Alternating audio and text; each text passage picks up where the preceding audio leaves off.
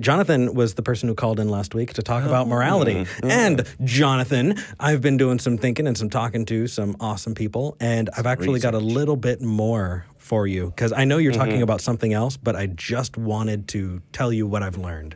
Is that all right? Oh, absolutely. Oh, perfect. Yeah, go for it. All right.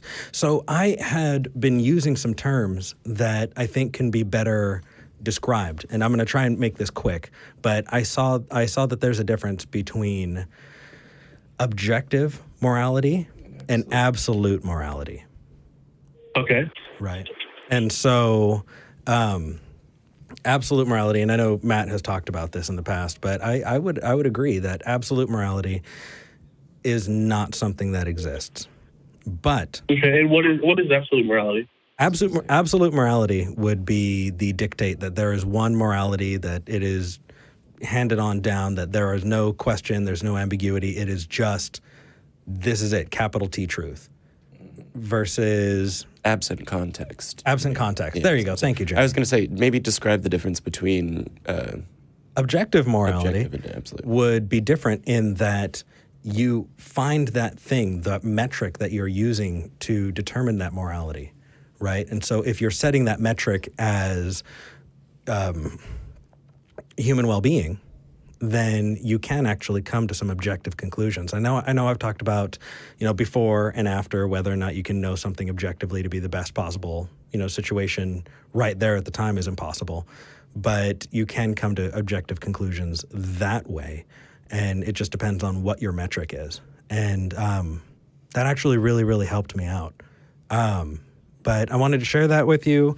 If you have anything to say on it, cool. If not, then I'd love to jump into what you wanted to talk about today. Yeah, I guess I would agree that if you agree on what the standard is, then it's pretty easy to make an objective, whether know whether something was objectively moral. But I guess my lack of understanding isn't it like basically we have to come to the standard of what is going to be objective by using our subjective opinions on what that standard would be. Does that make sense? I understand what you're saying, but I would like to highlight that when you say, yes, I could understand coming to an objective conclusion based on those things, then you believe in objective morality as much as I do, I can say, and at least as much as Matt does, as far as his understanding and description, and you as well. But yes, so yeah, I would say that saying subjective opinion puts a category of, what I think better described as a value statement, right? Like one thing is better than another, whether you wouldn't describe, this person is a socialist and wants a socialist government. You wouldn't describe that as, that's just your opinion. You would say, that's like a set of values that a person has. And so the values that we have are not based on using a ruler to measure the width of something and determining, yes, my values are 12 inches, or however long I'm getting some weird looks from the audience based on that statement. But I think we're on the same page. And actually, I think you called in about something else today. So we'll leave it there. But yeah. I missed you. Yeah, absolutely. Yeah, I did. So again, it's probably pretty close to impossible for someone to call in with a new topic nowadays, but the idea of why there is something rather than nothing, kind of piggyback onto the kalam. I'm sure that'll come up, but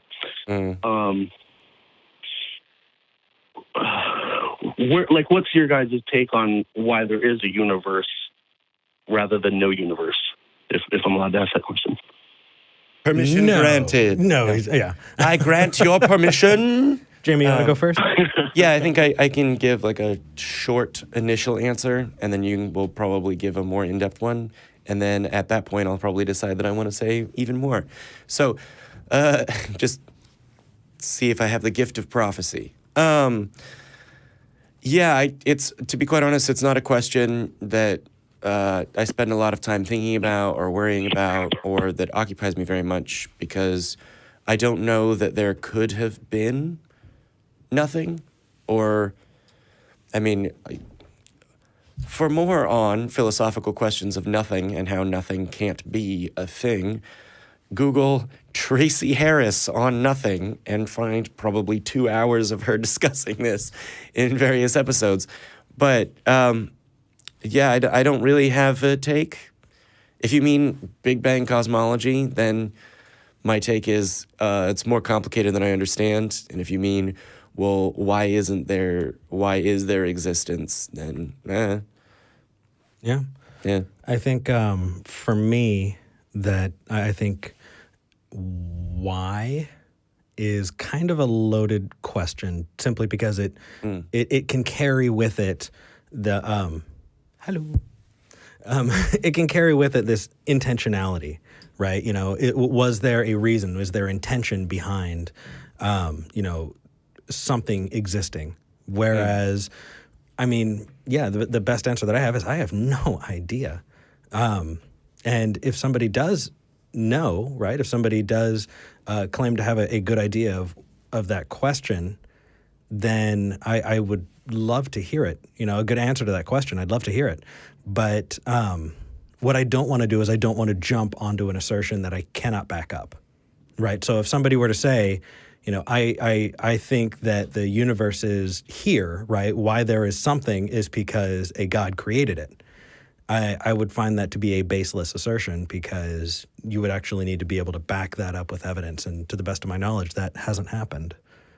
Right. To be clear, Jonathan, did you mean, like, what was the cause? Or did you mean, like, is there, like, are you trying to get to a kind of intentionality, as Eric said? Because... no, I guess I was just more interested in, like, what your guys' opinion on, maybe why is a kind of a loaded question, like you said. But it's not as loaded as asking who. Yeah. Yeah. Yeah. So I guess, is it okay just to kind of give you, like, my take on, you know, I Once guess again, it's my take on the Kalam. what I will say is permission granted. It is okay. Yeah. Okay, thanks. So, do you guys, like, subscribe to the Big Bang Theory? Like, the universe has a beginning? You know, I people tell me to check out the show, but I never do. Yeah, I I was just don't gonna have say. time. It's really good. You should. Really? I was going to say, I've subscribed to the podcast, but it's just unlistened to in my queue. Do I subscribe to the Big Bang? Well, you know, I have seen what evidence has been provided, and the evidence that convinced me was being explained the red shift. And so seeing that we're in a constantly expanding universe, and if we were to track that backwards, we could see it coming all to a singular point. And that's, you know, that's what is being described when people say the Big Bang, right? So, Right. I mean, So you're talking about the discovery from Penzias and Wilson, right? you know what? That is putting me on the spot, and I have no freaking clue, man. I can pull it up if I look it up. What I read is that the radiation afterglow was accidentally discovered by Arnold Penzias and Robert Wilson. I think it was 1965, when they were actually cleaning what they thought was causing some kind of a disturbance in their equipment. They thought it was like bird poop. Yeah, I heard that So story. Yeah. Yeah, they cleaned it all up and it was still there, and that's when they had, like, inadvertently discovered it was the radiation afterglow. Yeah. But yeah, I mean, that's pretty strong evidence of, you know, the Big Bang Theory being you know, pretty well established, I think. Was that the redshift or background cosmic radiation that was discovered that way? I guess it doesn't matter. The latter. Ah, okay. So this is how I kind of perceive it in my mind. And if you have, like, if you pick out any flaws, go ahead and stop me dead in my tracks. If the universe is comprised of everything that's natural, time, space, and energy, and time, space, and energy had a point of origin, a beginning, then it seems only logical that something that is not comprised of time, space, or energy had to be the cause for the existence of time, space, and energy. Not at all. Does that make sense? Yeah, No. no. Okay. I mean, I get what you're saying, but I don't see how that can make any yeah, I was sense. going to say, I understand all of the words that you're saying. Yeah. But the argument when it goes, it seems only logical that something that doesn't have these qualities created this. I don't see how that would follow at all. Yeah, I've never seen something that doesn't exist create anything. Well, I mean, if you're outside of time, space, or energy, and outside of doesn't even make any sense, right? Yeah. If you are not outside of is a spatial relation. Yeah, and then in that case you would still be within space, right? But if you're talking about something that does not have the qualities of anything, then I don't know, number one, how the thing that's being described could, if it existed, interact with this universe. And, when you get to that point, then it's kind of, why would you even assume that something like that existed at all? Yeah, so Jonathan, what you've made the statement, it seems only logical that something outside of time, space... I don't think I used the words outside of, I just said not comprised of. Okay, so why would you say that follows logically? That something not comprised of, I think you said not comprised of matter and not space-time was in there as well. I may have jumbled some of your words, but... Oh, no. So what I said was that if time, space, and energy had a beginning, then something that is not made up of time, space, and energy had to be the cause of time, space, and energy. Because it can't create itself, right? No, we don't know that. No. So, one, we don't know that, but two, why would you assume that there was something there? Yeah. At all? To the best of what we know about causality, that's caused by things that are comprised of... The things that we know are within matter, the universe. That have, potential energy and that are in the time that we're in. So because of that, then using causality to justify that, it really doesn't make any sense, Are you following what we're saying, Jonathan? Yeah, I do. I can't say I agree with it, but maybe I don't have enough information yet. Okay, so Jonathan, what I'm still missing is sort of how you got there, right? Well, it couldn't create itself. One, I don't think that's something we know, but two, why would you go to something not comprised, not having those characteristics must have created this? Well, I guess because of the how I guess I'm defining the universe, and if you disagree with my definition, you can definitely let me know where I'm going wrong. But basically, the universe is everything that's natural: time, space, energy, and matter. Okay. If there was a point where these things were non-existent, so here's the thing. I guess you also haven't. We also do not know that there was ever a time where there was non-existence of that kind. Yeah. If even non-existence of matter. So, for example, for someone to assert that no, this universe was created by the destruction of a previous universe that also had qualities of space-time and matter would be, again, bring me some evidence, but that idea seems more logically consistent and reasonable than cosmic the reason I don't think that really makes a lot of sense is really just pushing the question back to, okay, well, what started that universe? Yeah, which is why infinite regress. So here's my problem with the infinite regress objection is that it fails. There's nothing wrong with an infinite regress at all. Human beings, our minds, do not handle infinities, whether they're small or large, very well. But infinity as a concept applies to things in reality. And I, at the present moment, don't see a reason why infinity wouldn't apply to existence. Mm-hmm. I guess the reason why I don't think it does is because of the laws of thermodynamics. Okay. Hold on. I've seen a lot of videos of a lot of Christians who absolutely massacre what that means. Yeah. So please explain to me what you know about the laws of thermodynamics, because from what I've seen, not only has it been inconsistent, but it has shown an absolute lack of knowledge of what they're talking about. Are you sure you want to talk about thermodynamics? I guess we'll find out. Don't crucify me if I'm wrong. Well, so just remember, if you don't know, say I don't know. If you're parroting someone else online, have them call in, because if you're reading a script, then I don't know. Yeah, because if you're reading a script, then I'd rather move to somebody who wants to engage directly. You know what I mean?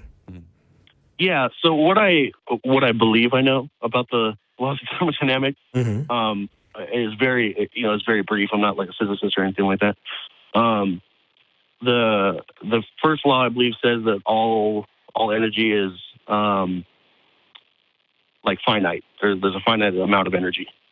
And the second law is that the universe is running out of that energy, and it transfers from usable energy to non-usable energy or something like that. And the second law having to do with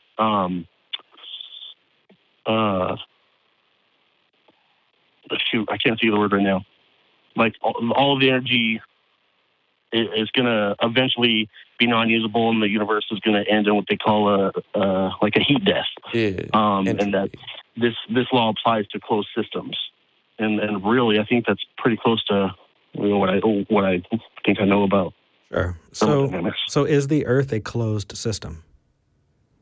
I don't know. See, that's something I don't know how it's defined. Well, no. It's not because of the sun. Yeah. And we can actually talk about energy in ways that people don't always get, right? So when you're talking about matter is completely related to energy and time. I mean, these things are inextricably linked, right? And so we have potential energy that can be converted, right? And in the use of that potential energy, the laws of thermodynamics would state that, as those things interact, there's always some loss, right? But we have energy stored all over this planet from the sun in physical ways, right? So we have plants that take their energy from the sun, that convert that energy into the nutrients that they need to grow, right? We have animals that eat the plants and animals that eat the other animals, right? But those are all transferring that energy that plant originally got from the sun. And so if you were to talk about fossil fuels, right, you're talking about animals that have died, and that organic matter has, over a ridiculously long amount of time, become oil that we're able to burn, right? These fossil fuels that we're able to burn. That is sun energy still. Right? If people talk about renewable energy, it's all sun energy, right? But what we're doing is we're tapping in to that sun energy that is deep below the surface. But everything is constantly getting more of that energy, and we're able to use that efficiently. So, to the best of our ability, we can't use that efficiently. All of that does make sense. But I mean, at some point, all of the stars are going to burn out, and there won't be any stars to create energy on, possibly life-prohibiting planets or anything like that. According to if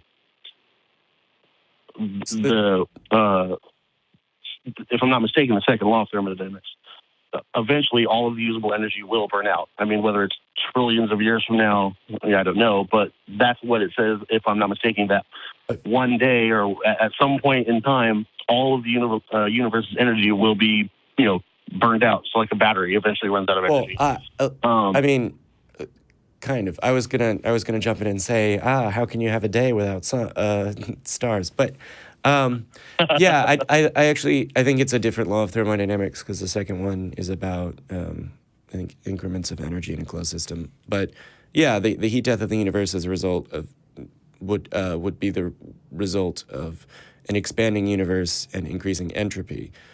Which is basically energy is the ability of something to do work, right? And those things that do work, matter, exist in space, and space is really, really big, and there's more than enough room for every particle to have, I don't even know how many cubic miles to itself. So yeah, eventually you're not going to have large clusters of those forming stars. So, I mean, we're far flung from why you called in. well, actually, let's bring it back in, right? So we talked a little bit about the laws of thermodynamics. What was the argument that you heard about thermodynamics that would be convincing in the argument that a God exists? Not so much that a God exists, just that the universe is finite. You know, it had a beginning, and that it kind of like what you're saying. Like this could be our universe could be the result of another failed universe or something, and that's why I brought up the second law is that it's kind of like the multiverse theory. We could be one universe and in billions of universes or whatever. Mm-hmm. So the second law to me precludes the infinite regress of time, space, and energy. If the universe was eternal or infinite, like earlier you said was logically possible, if that was the case, then we wouldn't or we shouldn't be able to observe anything right now. All of the energy would, in fact, have already been burned up, and we wouldn't even be here having this conversation. So I guess that's why. So I use the second law in conjunction with general relativity to demonstrate that that's the evidence that I believe. Some of the evidence that leads to the universe having a beginning and not being potentially. So here's what I will say: infinite. the universe as we know it had a beginning about, I think it's 13.5 billion years ago. However, as we know it is just things that we can conclude from observations, right? So the beginning of time may very well have been at the point of the Big Bang is one model of it. However, when you're talking about, something created these things, and it didn't have these qualities, you're still, one, going back to an infinite regress potentiality, something which, as I understand it from this conversation, you reject as a possibility. But No, I don't reject the possibility of infinite regress. I think it's actually there's no way to avoid an infinite regress. It's just a matter of, do I believe that infinite regress is natural or supernatural? No, not at all. And you absolutely can avoid an infinite regress. Yeah. You want to know how? Sure, go ahead. You don't make an assertion that leads to an infinite regress. Right? Well, can you give me an example, like what you mean? Sure. Jamie, how did what happened at the moment of t=1 when we trace back to the beginning of the universe, the way that we're able to describe it? Was there causality? Were you there? How do you know what? Where t is measured in time in Planck? Two answers. The correct one, I don't know. Hey, that does not lead to an infinite regress, and it gives us the chance to explore. Yes. And two, hey, here's a possibility. What if there wasn't anything that would be described as existence before that? I have no idea. Yep. But again, that does not lead to an infinite regress. Yeah. Right? So what we're saying is, you should explore, we should explore, and we should teach our children to explore. We need to give everybody that bug, that ambition to find out. But when you trap yourself in this kind of infinite regress, when you trap yourself in an assertion that doesn't have, that isn't gotten to for good reasons, then it kind of limits your ability to explore it. I would say don't get trapped anywhere without good reason. Let me try and ask it this way. Is it possible that this, not is it possible? Would you agree if I said nature has always existed or nature had a beginning?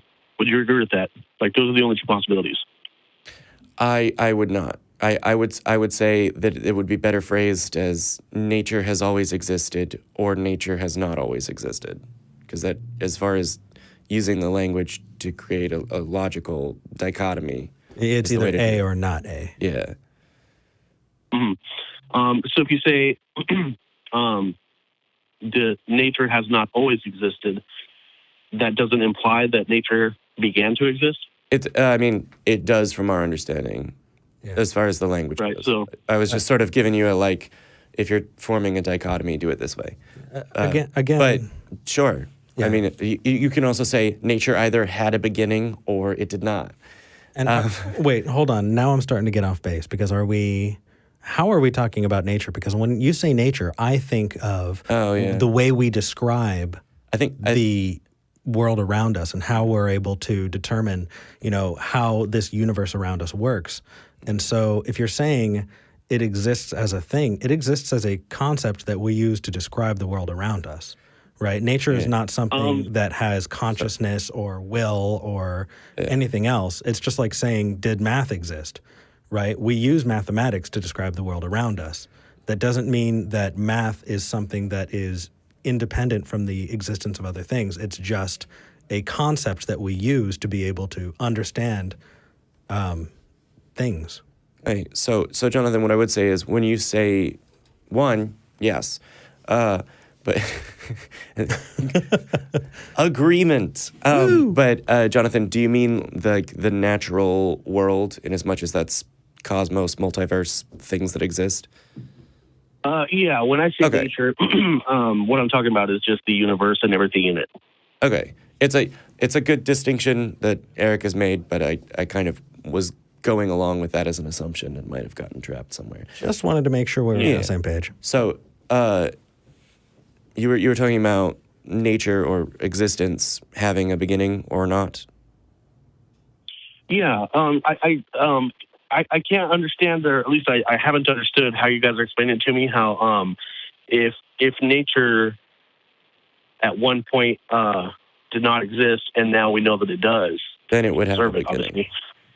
It would have a beginning. Yeah. So how can something that is not how can something that is comprised of nature be what caused nature? So in the same way that my parents that are comprised of nature created me, which is comprised of nature, things that exist in nature interacting, creating nature is something that we know. If you're saying, oh, how could there be something that isn't composed of these materials create this? My answer would be, I don't know. You've reached the end of our knowledge, and I believe to a large degree the end of the collective knowledge of the human race. Yeah. But I guess where I'm hazy is how you guys have told me that it's logically fallacious to say that, or maybe even just ignorant in some way to say, well, nature had a beginning, but something that is not comprised of nature is not the cause. So, again, we didn't say that. Yeah, I was going to say, there's a couple points there. I don't know that I wouldn't describe that as logically fallacious, even if it's not a well-supported argument. But two, we don't have a conclusion, or at least, I mean, I do my best not to speak for you, Eric, but I'm going to do it anyway. We don't have a conclusion about the beginning of the universe. Yeah. So, if anything, I'm going to sarcastically say that I did it. But if sarcastically, there's a book that says that just exists on sarcasm. Yeah. But available on bookshelves eventually. We don't have a vested interest in making an assertion without following the evidence to it, and I would advise you to do the same thing. Although, my intention of calling to talk about this wasn't to end this call with, well, I'm saying that the cause is God. My only intention is to find out, is it reasonable to believe that something that is not made of nature was the cause of nature? No. I would say at the present moment, based on the information that I'm aware of, I don't know. And I would actually... And I can't evaluate that conclusion even because I don't have enough information. Yeah, I would say no directly. And I would say no directly because you need to be able to show what a thing that is not nature is or if that can even be a thing at all. Because if you're talking about whether or not something exists in space, then it belongs in our natural universe and therefore is of nature. And so, no, it doesn't follow to say that something that we have no idea about or could even prove or show exists at all is a reasonable conclusion for the beginning or the creation of anything else. You've got to show it first, right? Mm-hmm. So I'm not trying to pose like a false dichotomy, but it seems like there's only two possibilities. Either nature caused its own existence, or something that is not made of nature caused nature's existence. That is a false dichotomy. It's not a true dichotomy because you're not presenting X or not X. And in this point, I can actually provide a third alternative, which is it could not have been caused. Right? So our ability to understand causality is based on our observations of things in the universe as we know it. When we start talking about the universe as we don't know it, we are fundamentally at the point where we don't know it and can't get there. So I think this is the first time I've seen a happy Matt in the front of the audience. So here's what I will say, though, Jonathan. Because I like to learn and am also lazy, I'm going to say there's a talk that, hopefully I'll be forgiven for saying his name. I think Lawrence Krauss gave at one point that explained this, called The Universe from Nothing. Cosmos, the old one was Sagan, the new one with... There's a lot of names that I'm hesitating to bring up now. Neil deGrasse Tyson. Yeah, Neil deGrasse Tyson. Also, I mean, those books. No, here's what I will say is you should go watch those, and you should also read A Brief History of Time. And then next week, you should call back in and give us a summary of the most helpful parts of those, or which ones are most helpful. And then that way, I will only have to read or watch one of those. So and then when you want to go on a completely different topic and you want to talk about abiogenesis, go to Holy Kool-Aid's site. He has the Story of Life series, and it kind of does its best to describe what we know about abiogenesis and evolution, which is fun, but unrelated, but fun. Smaller scale. Yeah. All right, man. So Lawrence Krauss's book, A Universe from Nothing, I actually have read, and he describes nothing from a physics point of view, which is not the actual definition of nothing, which is the absence of anything. He actually has a definition of how physics use the term nothing. So it really didn't help with my understanding of pretty much this entire topic.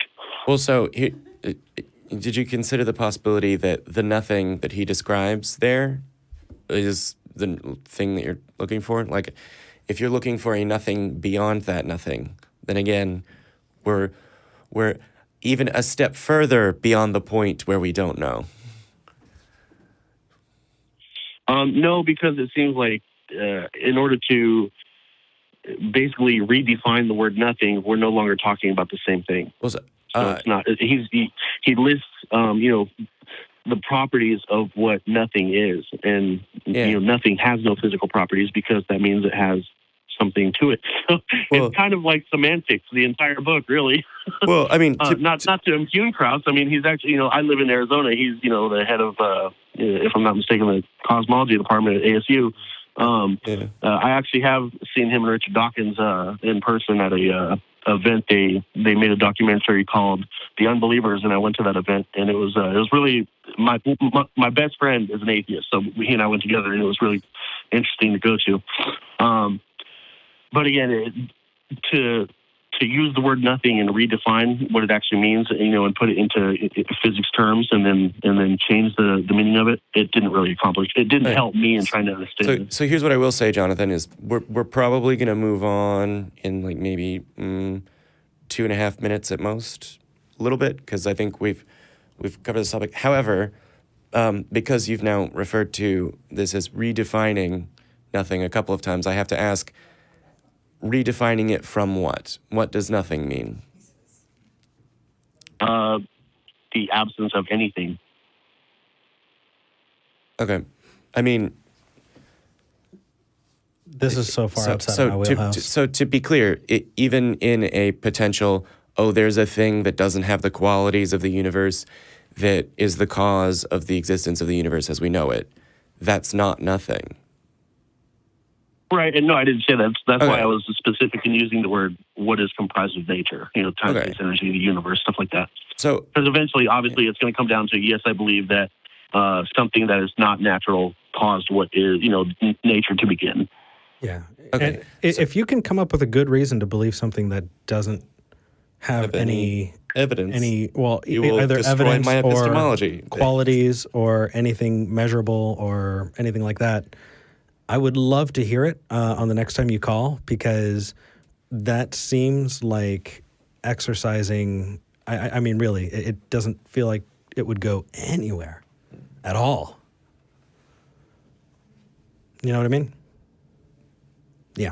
Does it go anywhere at all? No, I guess I misunderstood you. Oh, sure. So what I'm saying is that if I'm making the assertion, hey, I believe in a thing that doesn't have, any physical properties, that is not in time and has no potential energy or any energy at all, then you're defining something that, to the best of our knowledge, is excluded from existence entirely. And so if you're saying you need to make a choice between whether something is natural or unnatural, I think that's a really nice way of saying that I'm going to accept that something without these basic qualities is in existence. And that just doesn't, I don't think that's supported by anything. You're going to get nowhere with that, right? I mean, I can think in my head of something, that tangentially, could exist outside of existence and try and give it to you, but you're not going to accept my claim unless I can actually show you some evidence that that's even possible, right? Mm-hmm. Mm-hmm. Yeah, you're right. That's like me saying I have a time machine out back and I went to the beginning of the universe and I created the universe, right? You're not going to accept that because you would want to see the time machine, right? You're not going to accept a claim that, to the best of our knowledge, can't exist without the kind of evidence that would be required, especially something that big. Yeah. No, absolutely. I agree with you. I understand. Awesome, man. Dude, I like you.